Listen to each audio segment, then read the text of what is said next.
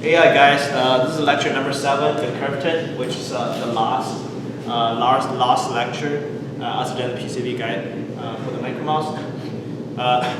Curve is the action to distinguish with the pivoter, which makes a much faster running speed. Also makes the mouse can run continuously with different, whenever you see an opening, when you decide to turn left or right, so you don't have to stop at the first place. So you can just continuously make a curve left turn or right turn to save the time and the faster searching process. You can also use this strategy to apply on the speed run in order to fasten the time for speed run. Okay, so next slides I'm going to introduce the basic concepts for curve.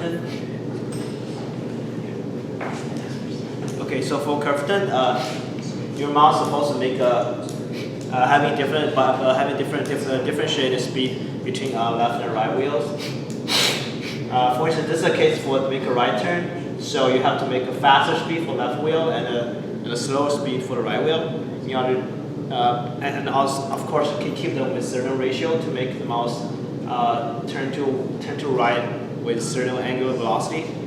So the problem is, ideally, this is what we prefer ideally.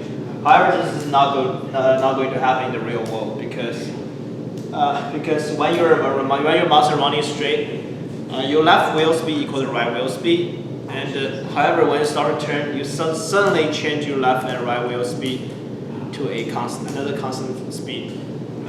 So this is literally not possible for motor to achieve because in this case requires infinitely high amount of torque for the motor to change the speed, which is not going to happen. That's what I'm trying to show on the next slides. This is a diagram. So the left, for the case we had in the previous page, let's say the left wheel.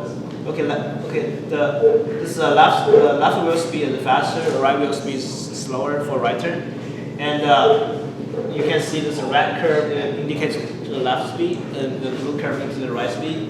So you can tell this left speed is faster than the right speed, and as we mentioned, in order to achieve this, the motor have to instantaneously increase speed from a constant speed to another constant speed, which is not going to happen because the slope for this is infinitely high. So it's literally not possible. So in order to, because you have to make your curve turn like consistent and repeatable for each time in order to make it stable. That's why you have to figure out another way to make a profile achievable by your micromouse. Okay, so this is an alternative solution. As you can see, the red and blue curves are what we showed in the previous page. And this gray one is the alternative method we designed. So in order to, other than having the motors suddenly increase the speed from one constant to another constant, we have a more safe method by just gradually increase speed from one constant with certain acceleration rate. You can see the slope. The slope is the acceleration rate. Slowly increase speed to a maximal linear speed, then keep it constant.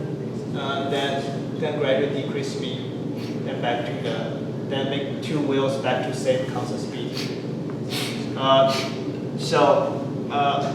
You see the maximal point for the gray curve is actually a little bit higher than the red one. The whole point is to design this profile is after we use this alternative method, we still want the mouse exit at the exact same position as the ideal method, right? Along with the same angle. The one thing we need to check is if the area for this, this like double trapezoidal shape of the gray curve is same as area of the red and the blue. So if the two areas are the same, that guarantees the mouse will exit at the exact same angle. That only guarantees the angle, it doesn't guarantee the exit position. So that's what we're going to talk in the later slide. And so I'll show some demos how to guarantee the mouse have exit at exact same position other than the angle. So next slide, as you can see, instead of just lines, I sketched an area. This hatched area for the gray curve is the total area for the alternative solution, where the sum of area of red and blue is the area of ideal case. So you can tell what it is. So what's the value of this? It's because the y-axis is the linear speed for the wheel, right? X-axis is time. So the area is what? Is the velocity distance, right? Because the integral of the velocity is distance. So this is the maximal, which is okay. It's up, of course, it's the maximal. This is the maximal linear velocity for ideal case. This is the maximal linear velocity for the alternative solution, right? On the other hand, for the right wheel, this is the minimal linear speed for the right wheel. This is the minimal speed for the ideal case. So, yeah. So the other thing we need to notice for the inner wheel, which is the wheel with slower speed, make sure this trapezoid shape doesn't go under 0, right? Because otherwise the inner wheel has to spin backwards. It's kind of weird. It's no longer encrypted. Somehow makes like pivot turning like that. So first thing we need, in order to design such a profile with trapezoidal shape, first thing we need to make sure is the two areas are exact same. So it's pretty easy for us to calculate the area for the ideal case, right? Because it's rectangular. So all we need to know is the height and the width, where the height for this and this we assume that they're the same because we want the both will increase and decreasement for the same amount of speed to make the profile easier to achieve. So the height of this is so can you get the height of this? Because what this line is? This is the center speed of the mouse, which is the so-called turn speed. Because the turn speed is always refers to the center speed of the mouse, right? So if you, for instance, this part that my mouse is going straight, right? So you have two will have the same speed. For example, this is 0.5 meter per second. So once it goes to curved stage, then what's the linear speed for the curved? It's still 0.5 meter per second because the center speed equals the average of this and this, which is still exactly remains in the middle. So that's why, for instance, your curved speed should always follow with same speed with the shape. So that's why if you start making a curved turn with 0.5 meters per second, before you start a turn, you should decelerate or accelerate your mouse to such a speed in order to make transition simultaneously, make a transition smooth. Otherwise, it will still work. However, the profile will no longer like this shape. It will be deformed. That will be, that will be really harder for you to determine that the exit position will no longer accurate. Okay, so here are some facts we already know, or partially know from the controller slides. The center speed equals VL plus VR del by 2, of course. And remember that VR minus VL in our controller lecture? What's that? That's the feedback from what? On the that's the command profile speed for angular for the rotational movement for both generated command and the feedback, right? Should all use this type of form. And but now I told you for the curve turn we're going to use gyro as a rotational feedback instead of using encoder because it's more reliable, right? So, alright, because your unit encoder is always the SI unit, which is you can easily convert to encoder ticks. However, for gyro, it gives you angular velocity in voltage, right? And there's no direct conversion you can easily apply converting from angular velocity from gyro unit to encoder counts, right? So if we want the gyro and the feedback into rotational feedback, in order to make a gyro reading to fit with this kind of format, we need some sort of conversion. So this is what I'm going to talk in the very last page. You should keep this in mind. Okay, so the diagram I showed you earlier is a viewer in a linear velocity from left and right wheel. However, we notice the center speeds are always same, is always a constant. So that's why we don't really care about this. Once we start curving, we don't really care about the linear speed for the center mouse. Instead, we only care about the angular velocity. So I redraw the diagram in a viewer of angular velocity instead of linear velocity, which makes it more straightforward because your graph starts from 0, right? Goes maximal, then come back. So it's more straightforward and easier for computation as well. So as you can see, this red one is the ideal one, which compared to linear velocity for linear velocity in the angular velocity form, it also instead is increased from 0 to a maximum angular velocity, which is not possible too. And the green one is the alternative solution in angular velocity format. So how we get green one? We just simply use the outer one, subtract the inner one, which is VR minus VL, right? To get this. So,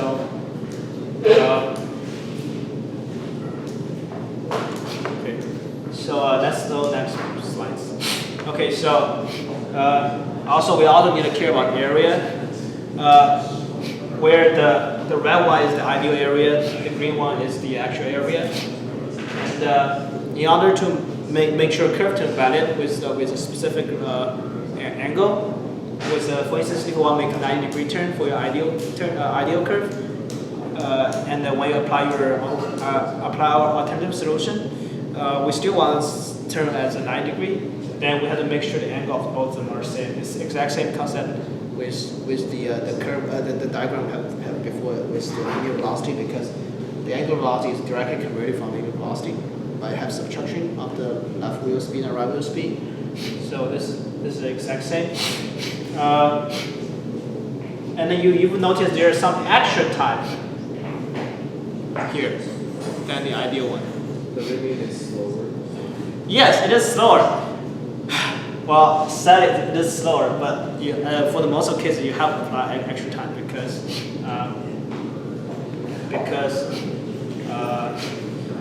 there's no. Okay, you can still apply a profile, have everything finished with the same type of ideal, but you will okay, if you want to keep same area between two shapes and make same time, you will push this line a little bit higher, right? This is what's called, this is the maximum angular velocity. So the higher the maximum angular velocity you have, the less stable it is. So this becomes a trade-off. Become maximum angular velocity to the time. So somehow it's worth it because most of the time you only have about 5 to 10% more of time. And you can have a much lower, not much lower, a little bit lower maximum angular velocity, which makes your mouse easier to turn at a higher speed. So this is not a real case, and I will provide a simulation profile, and you'll realize there's always extra time.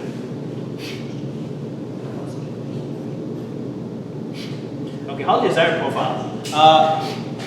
As you can see, in order to design such a profile, since the parameters for ideal turn is already known, right?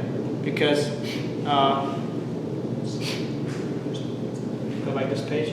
Because in order to make a left turn, make a turn to the right, you have you have to keep a turn with certain ratio between left wheel and right wheel. That ratio is determined by the width of your mouse. So you need to do some certain calculation to convert the ratio between left and right, and of course, the mouse with different width will have different ratio between each wheels, even though the mouse is going to turn out the same angular velocity. So let's go back to the slides of design profile. Okay, the first thing is decide the maximum angular velocity, omega, which is the maximum here. So you should manually define it. Okay. The second one, decide the angular acceleration rate, which is the slope of this one, right? Because you want to increase your angular velocity with certain rate, and we can say this because the way we're doing is the linear way to increase the angular velocity linearly. That's why your angular acceleration rate is also a constant, right?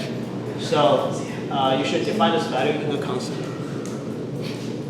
Okay, the third thing is the calculated area of ideal turn, make the actual turn area equal to it. This is what I mentioned. Make the area of the red and the green the same to guarantee the exit angle exact same as your ideal angle. Okay, so this number 4 is to use a MATLAB, Excel, or make your profile by applying the certain rules on the as I said before. So just apply the same rule and make a couple equations, and either your MATLAB or Excel will generate all the and then generate and update all the values simultaneously as you want. That'll be much faster. You do it by your hand, because I think I did it by my hand when I was firstly doing this. It took a long time. Other than that, okay, for now it guarantees the mouse turns at the exact same angle as you designed.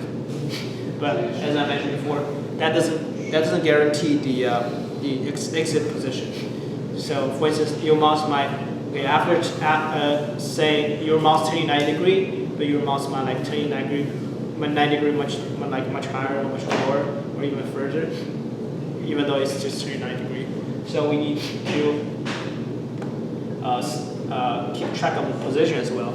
So the position is just integral of the speed, right? And find out the corresponding angle at each position. Okay, this angular velocity, right? When it's increasing, however, the area is the angle, right? So your angle increased by this circle. So you can keep track of your angle, right? You have your angle, you have your linear velocity is always a constant the whole time, right? So you have your omega, right? Okay, you have your omega each time, right? And you have linear velocity as a constant, so you can calculate r. V equals omega r. Physics, right? So you get r. So you figure out, okay, your actual turning radius are different at each time from here to here and here, right? So once you get r, you can calculate the turning angle at each time.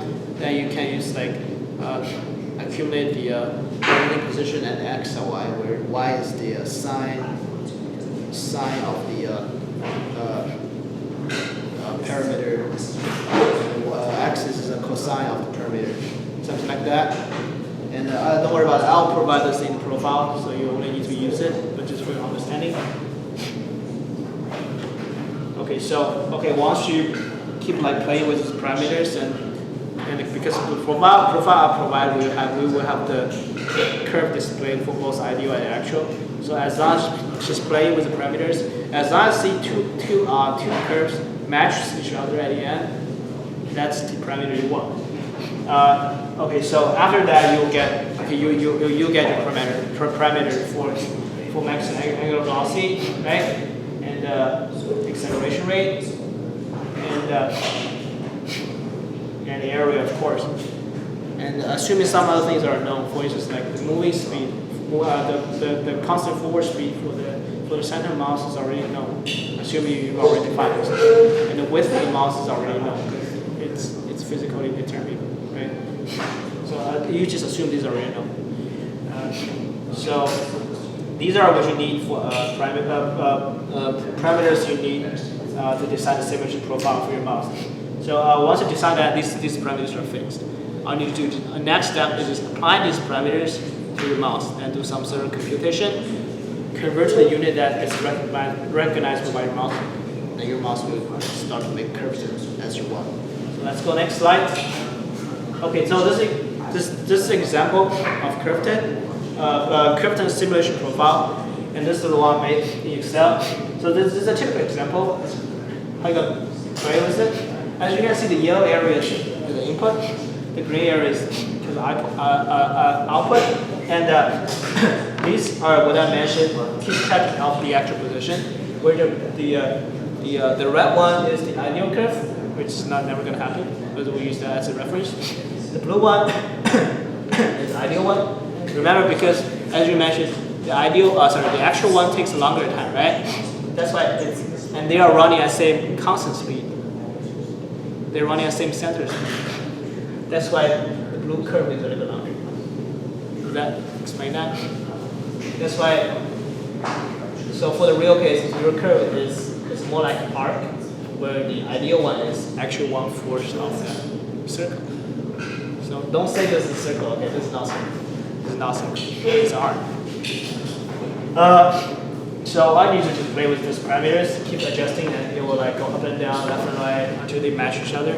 Okay, so next I'm going to make a demo of how to determine the parameters of the profile. Okay, this is a demo.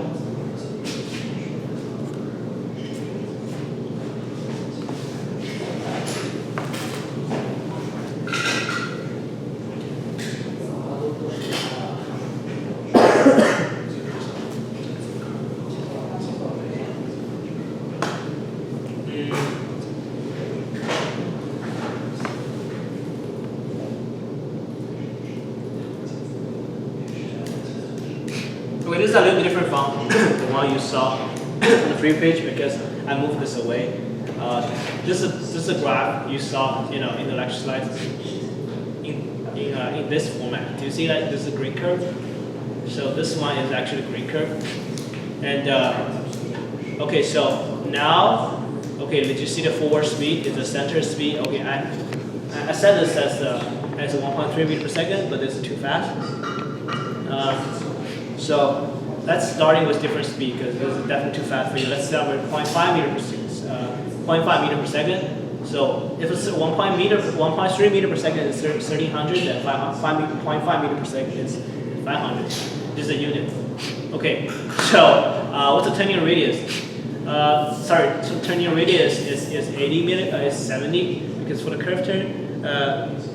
You have to finish the curve turn action within half cell, which is 90 millimeters, and you have to leave some certain straight part before curve turn for your fluff field to update. So that's why you can turn make sure curve turn and turning radius with 90 millimeters all the way. So usually it's 70 to 80 millimeters. So let's start with 70. Sorry. Okay, 70. So see the red ones, it exit at 70, right? Why? Because of Y70. Okay, so the angle is 90 degrees, okay. Okay, so now you can see that the actual one is not really following the curve, right? So all we need to do is, because this is determined, this is determined, the width of the mouse is determined. So all we need to do is play with these three values. And for the ideal case, this one, the angular deceleration rate should equal to angular acceleration rate because ideally, just for simplify your case, the deceleration rate, in order to make deceleration rate equal to acceleration rate, we'll make tuning easier because at slower speed, it's always true. Where once go faster speed, it might not be true anymore, but because you always start tuning your turn with slower speed, so you can make this equals to the top one. So let's just simplify this case, make the deceleration rate equals to acceleration rate. So the acceleration is b5, so just makes equal to b5. Okay, so now I only need to change two parameters, only this one and this one. Okay, let's see. Okay, so let's start with the lower angular acceleration rate because Okay, I have the output here called ideal angular velocity. Indicates the maximum angular velocity in ideal rectangular case. So that's why your actual angular velocity, maximum angular velocity, shouldn't be too much higher than this one. Say this is 419, then this one you might probably like try 500. Okay, see the blue curve races, and yeah, that's kind of what you want. And also your angular acceleration rate is kind of high, so let's kind of lower it, make it 10,000.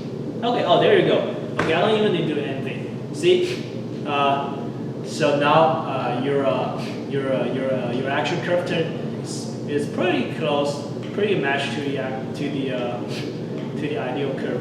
It's pretty close, and let's enlarge it and see if it's actually overlapping to each other. Okay, yes it is. Okay, it is. So it's exiting at the same angle and the same position. So you should keep trying that.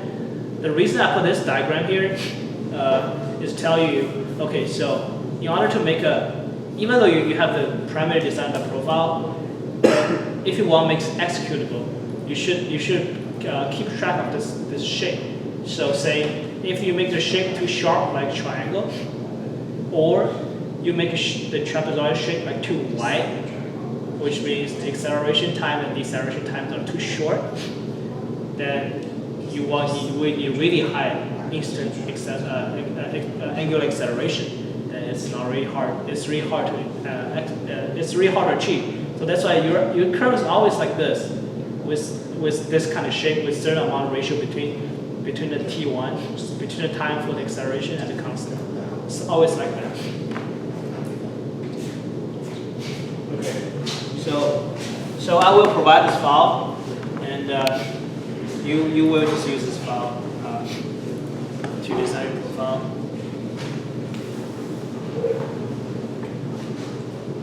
Let's keep going.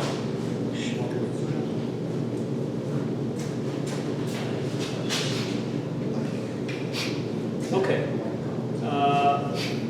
All right. So that's what I mentioned. There's something you should know, because let's standardize some names for the time and some terms. For instance, okay, the acceleration rate stage I call T1, constant speed stage T2, deceleration stage called T3. These are actually pretty common names. Say if you're talking to another Micromouse player, okay, what my T1s or my T2s were, they will know what it is. And this is a maximum angular velocity. This is the slope. This is the angular acceleration, where this is the angular deceleration. But for this case, I make them same to simplify the case. That's the name you should standardize. So, after you make that profile in Excel, you pretty much got the primary one, the maximum angular velocity, the acceleration rate, and however these units are designed in the SI unit. So the angular velocity I put here is degree per second, and the acceleration rate, angular acceleration rate is degree per second. So that's definitely not the easy unit you can use in a Micromouse. And all you can use is the encoder counts, right? Or distance. So you need to do some certain conversion. As we know, because center forward linear velocity, which is the center speed of the mouse, is already known, right? Because you design the speed, you design the turn with a certain turning speed, you say like 0.5 meters per second, so it's already known. And the turning angle, you just say 90 degree or 180 degree. You enter in profile range, right? Angular acceleration rate is a slope you input already. Maximum angular velocity you got already, and these are already known. And for an output profile, you know T1, T2, T3, T3 already, right? So you can utilize these values and do some very simple calculation. And what I mentioned, assume T1 to T3, which means the time of T1 equals T3, which means the acceleration rate are exact same, the slope are exact same between T1 and T3, to simplify your case. So, okay, now what you need to do is calculate the corresponding angular velocity at T1 and T3 stage. So you know your angular velocity at time 0 is 0, right? At the end of T1 is max angular velocity. So you have a slope already. Can you calculate and any corresponding angular velocity at each time? As long as you know the time. Can you? Is it easy? Okay. So same for deceleration, right?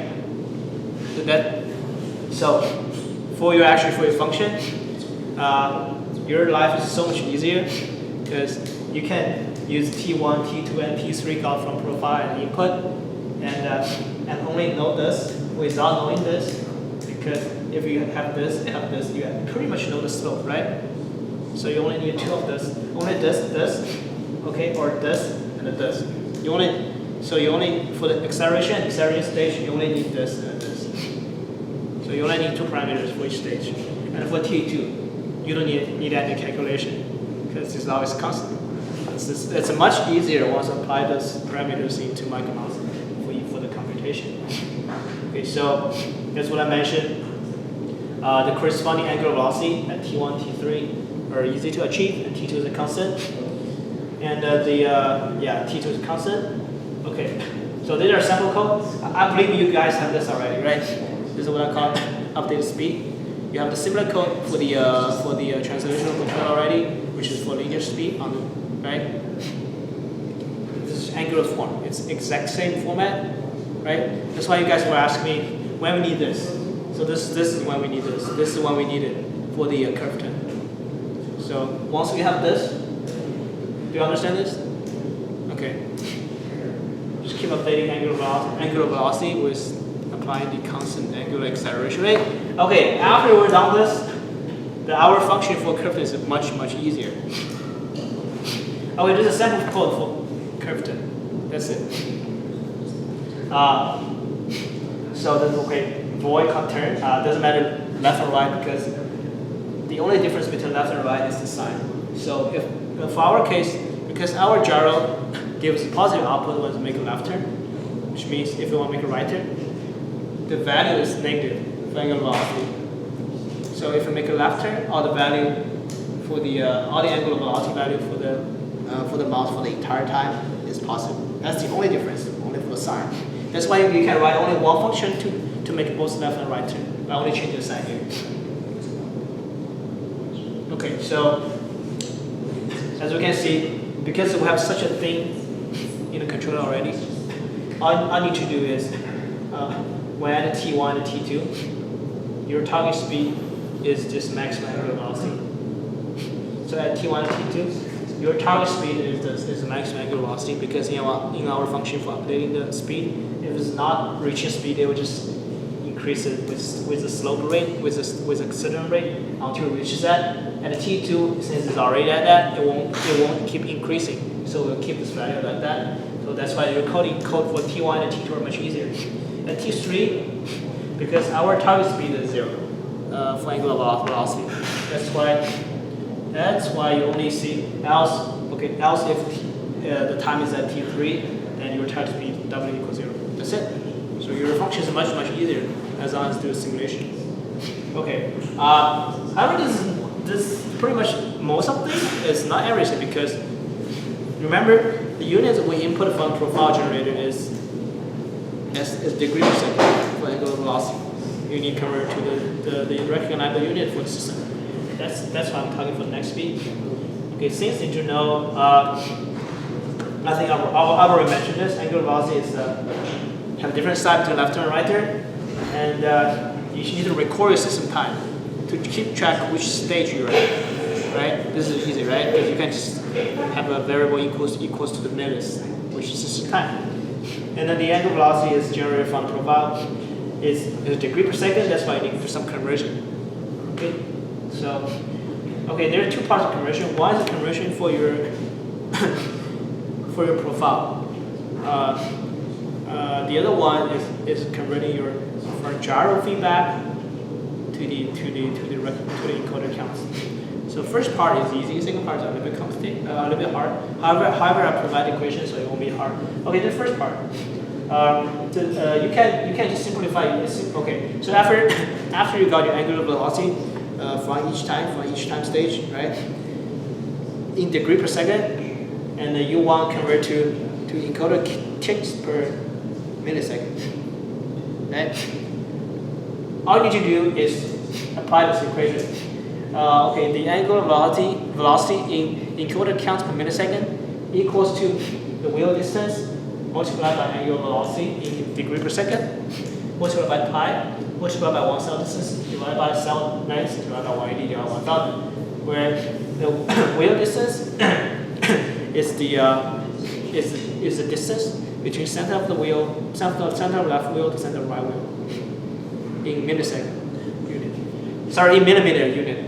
Angular velocity is the degree per second you got from profile, or you calculate each time. And one cell distance is the encoded counts per cell for one wheel, right? I think you've already had that. And the cell length is the length for each distance for each cell, which for full size micromouse is 180 millimeters. So the unit you hear is 180, just 180. And this divided by 180 is actually just for degree. It's not like 180 millimeters. This is divided by 1000 is converted from second to millisecond. So this is quite straightforward. You probably don't need to understand how it works. You just apply this equation. And if you want it, I can derive this equation for you later after the lecture. Okay, so part one is done. So every time you calculate a angular velocity from degree per second, so you can easily convert to encoded ticks per millisecond. That's part one, right? So that's your ideal ideal speed for the angular velocity, ideal speed W. Okay, so now you need feedback, right? Because your error base is ideal speed minus feedback. However, your feedback is still not yet in the format of encoded counts. So next step, let's go convert to feedback into encoded counts unit. Okay, for feedback, you need a little pretty tricky technique, special techniques to make conversion work, because as I was saying, the only intermediate is the distance, right? So you convert encoded counts distance, convert the gyro feedback to distance, right? And use this as an intermediate, convert to each other. That's why. But we know gyro gives an angle, right? Encoded counts give us distance. So let's figure out a way to make it work. So what I do is, assuming your mouse is make a pivot turn with same speed, make a pivot turn for 180 degrees. And the distance travel for left wheel and distance travel for right wheel, the sum of them is equals to one single wheel travels for 100, is equals to one wheel travels for 106 degrees distance. So make a pivot turn, and of course two wheels turning at same speed with different side. And the recording angle, so once you make 180 degrees, you use your gyro and accumulate to make an angle. Record the angle values. That's very important. Record the angle values when it turns to 180 degrees. And this is as A, okay? And calculate the distance traveled by one wheel, by both wheels, and record as B. So the equation to record the distance traveled by both wheels is quite simple. It's 2 pi r. Okay, where this is r, right? So and the 2r is d. 2r is w, which is the width. That's why I simplify the equation from 2 pi r equals to pi w. Because W is already known, right? We measured. Pi is pi, 3.14. So you get your B easily, right? And you get your B in distance.